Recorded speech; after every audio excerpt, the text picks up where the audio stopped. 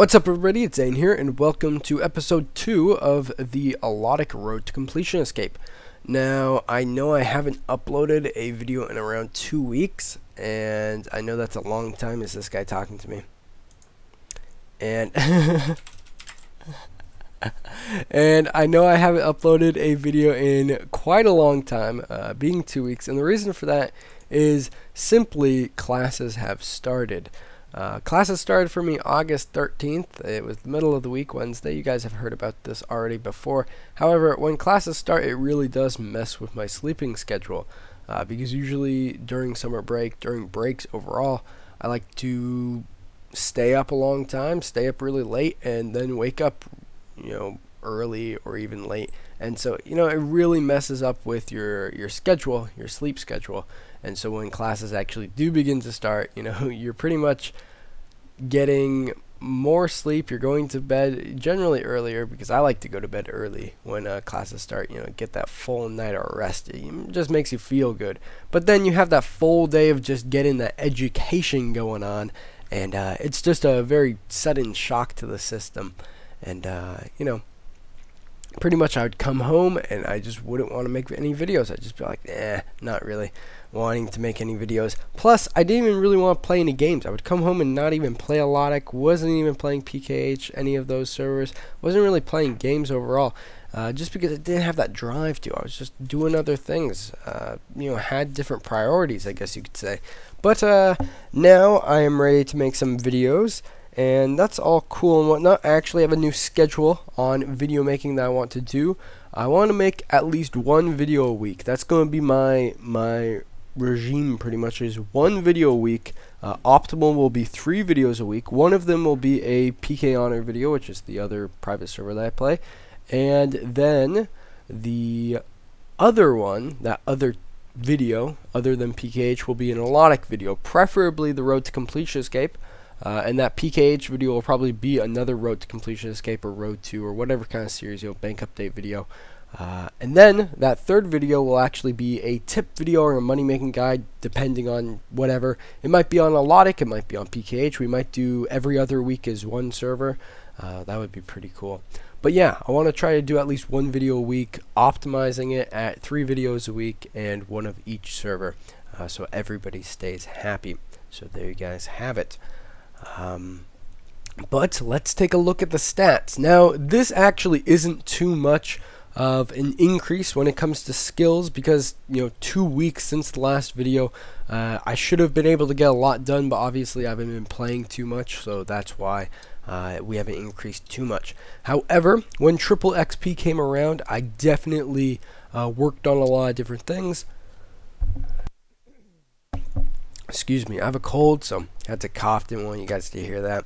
But triple XP came around, and I worked on a bunch of different things, including agility. I quickly want to stop and say, do agility, guys. It gets you a bunch of stuff. It allows you to run longer, unlock shortcuts, allows you to do multiple catches when you're fishing, and multiple pickpockets, which is a great way to get seeds and make money and all that kinds of good stuff. So definitely try out agility. Do agility. I mean, do a Slayer task or go to God War's dungeon, and after that, do some agility. Do a couple runs of agility. Even if it takes you months to get 90 agility just because you're doing it slowly, at least you're slowly progressing through it. And getting 90 agility is really going to help you in the long run, trust me. We got 70 herb lore. We're slowly creeping up on that herb lore. Currently, we're doing a lot of farming. We did do a Torstal run, but we're going to start doing Lantidime runs and Dwarfry runs, a little lower level herbs, because I do want to increase my herb lore level, and you can't really do those with Torstals unless you do Zamorak brews, but those are like level 76. And the next Torstal would be obviously Overlords, which are a much higher level. So we're going to wait on that, and we're going to start doing Lantidimes and things of that nature.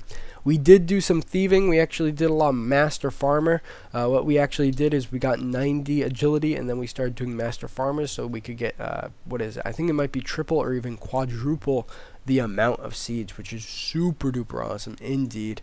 User Zapdos right here. Yeah. User Zapdos right here. He's a pretty cool guy. We were talking. Next, I'll leave you alone. Okay. Next, we did some crafting. We just did a little bit of crafting here and there because we wanted to get that last urn, that last cooking urn, the decorated cooking urn. So that was pretty easy stuff right there. I'm actually a little annoyed because decorated cooking urns, oh, I put private on off. Whoops, I meant to put public on off.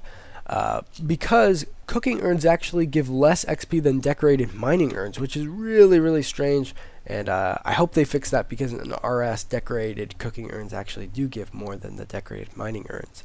We did a little bit of Slayer, got that Slayer level up, pretty awesome, 96.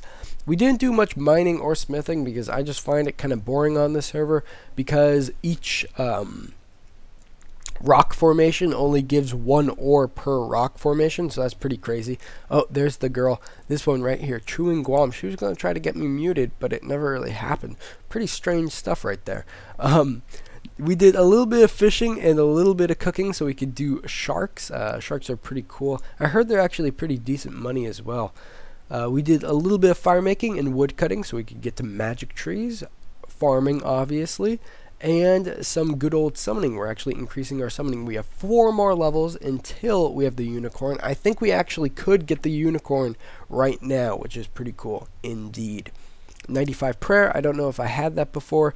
We do have the good old curses. Now, if you're wondering, if you're a new player to the server and you're wondering how updates go, pretty much they update the server like they update the server like 5 times a week or something, you know? Like every time I log into the forums, I see a new update.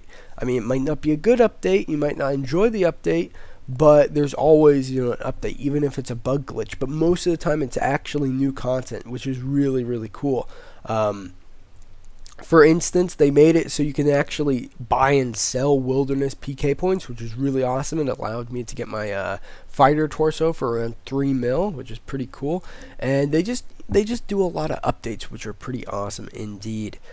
But yeah, let's check out the bank. And I just went on a Abyssal Demon task. It was 62 Abyssal Demons. Pretty decent amount of cash, actually. We got around 2 mil just from doing 62 Abyssal Demons, which isn't really that much, and they're not known for making money, so pretty decent. Oh, let's get some more effigies in here. I've been collecting effigies recently. I want to get like 3 rows of effigies. I think that would just look really, really cool, just like a bunch of effigies. And then once I actually get, you know, 91 and a bunch of stats, I can actually start getting a bunch of XP and whatnot, and it's just would be pretty cool indeed. But let's take a look at the bank. 4 mil cash. You might be wondering where all the cash is.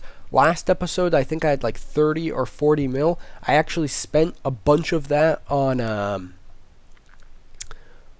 getting gear overall. I got a fighter torso, amulet of fury, abyssal vine whip, D boots. I think I had those already. We also got some Arims and infinity boots and staff of light, mage's book. What else? We got a bunch of crap. We also spent around 10 mil in runes. Got some fire runes, blood runes, death runes, and air runes. And then we also spent around 25 mil on membership. So all in all, just from this week, or that last episode to this episode, we spent around like 60 mil just on extra stuff, and we only had like 30 mil. And then in the GE right now, I'm actually merchanting for around 60 mil. So we're going to have right now, technically, through the GE as well, we have around 65 mil cash, which is pretty awesome indeed if this merch actually works. If it doesn't, we're going to have around like 35 mil cash, which means just from last episode to this episode, we made anywhere from like what, like 90 to 120 mil. Really, really good. Slayer's a great way to make cash. A lot of people disagree with me and they say it's kind of slow, or they don't get that much cash from caskets. But once you start actually leveling up your Slayer a lot and you get to those high level Slayer tasks, you're going to be making literally like 4 mil from one task. I know it wasn't a great representation, only had like 2 mil from that Slayer task, but you're generally going to make around 1 mil to 5 mil from doing Slayer tasks. Now, a couple people have been asking me which Slayer tasks should you do. You should do hard tasks. Those make the best amount of cash per task. Definitely do hard tasks. Don't do medium tasks or easy tasks. If you want to get the Bone Crusher, if for instance you don't have 95 prayer and you want to get the Bone Crusher, which will bury your bones for you. You can do those 10 medium tasks. If you're a new player, I actually highly suggest you do those. But yeah, there's the cash stack. We got some runes. This is the pretty much the Slayer tab thing. I usually have a lot more loot in here, but I periodically sell it every once in a while. We have 97 shards of Armadyl. They actually changed how shards of Armadyl work, so glaciers don't drop them as frequently. The drop rate for shards of Armadyl is anywhere from like 1 in 10 kills to like 1 in 30 kills, which means it's going to take me anywhere from 30 to 90 kills just to get those 3 more shards, which is pretty ridiculous if you ask me. A bunch of effigies, and we got the potions, pretty standard stuff. Oh, we got a fire cape as well, brawling gloves, and the dragon defender, so we're pretty much set right now, just doing that Slayer and whatnot. All the gear.